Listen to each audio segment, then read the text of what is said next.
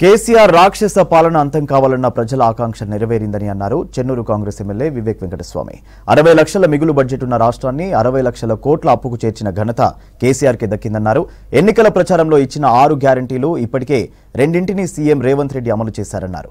చెన్నూరు నియోజకవర్గ పర్యటనకు వెళ్తున్న వివేక్ కు హకీంపేటలో ఘన స్వాగతం పలికారు కార్యకర్తలు. అమ్మవారి ఆలయంలో ప్రత్యేక పూజలు నిర్వహించారు వివేక్ వెంకటస్వామి.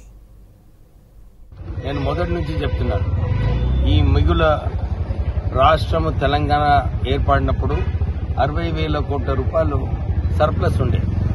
ఈరోజు సుమారు 6 లక్షల కోట్ల అప్పయిందంటే దీంట్లో వైట్ పేపర్ తీసుకురావాలని చెప్పి నేను చాలాసార్లు డిమాండ్ చేయడం జరిగింది.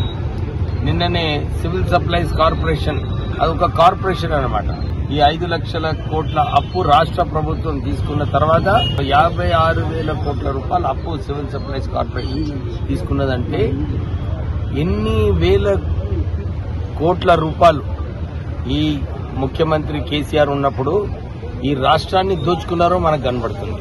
సింగరేణి సంస్థ నుంచి 26,000 కోట్ల రూపాయలు రాష్ట్ర ప్రభుత్వం అంటే ఇట్లా చూసుకుంటే హౌసింగ్ కార్పొరేషన్ అదొక 20,000 కోట్ల రూపాయలు, అంటే కాళేశ్వరం బోర్డు అని చెప్పి 1,00,000 కోట్ల రూపాయలు, అన్ని చోట్ల కూడా అప్పులు చేసి అవినీతి చేసి ఈ రాష్ట్ర బడ్జెట్ ని, ఈ ఫైనాన్షియల్ సిస్టమ్ ని, ఆర్థిక వ్యవస్థని నాశనం చేసిన ఘనత కేసీఆర్. ప్రజలకు తెలవాలి ఇది ఏం చేసినారు ఈ నిధులు. ఈ అవినీతి ఏదైతే జరిగిందో, కాళేశ్వరం మిషన్ భగీరథ, ఈ కాంట్రాక్టర్లు ఏదైతే వేలాది కోట్ల రూపాయలు దోచుకొని ధనవంతులైనారు, ఇవన్నీ కూడా ఎంక్వైరీ చేసి ఎవరైనా కానీ ప్రజల పైసలు దోచుకున్న తర్వాత అది కక్కించే అవసరం ఉంది. మల్లన్న సాగర్లో 50 టీఎంసీ నీళ్లు ఎందుకు కట్టినారు, ఎందుకు ఏంటో, కేవలం కేసీఆర్ ఫామ్ హౌస్ కి నీళ్ల కోసమా ఏంటో, ఇవన్నీ కూడా విషయాలు ఎంక్వైరీలో రావాలి.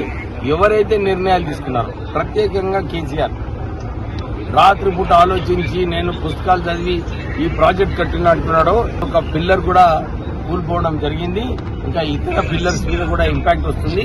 ఈ కాళేశ్వరం ప్రాజెక్ట్ లో ఏదైతే ఆఫీసర్స్ ఇన్వాల్వ్ ఉన్నారో అందరిపైన చర్యలు తీసుకోవాలని చెప్పి నేను ముఖ్యమంత్రి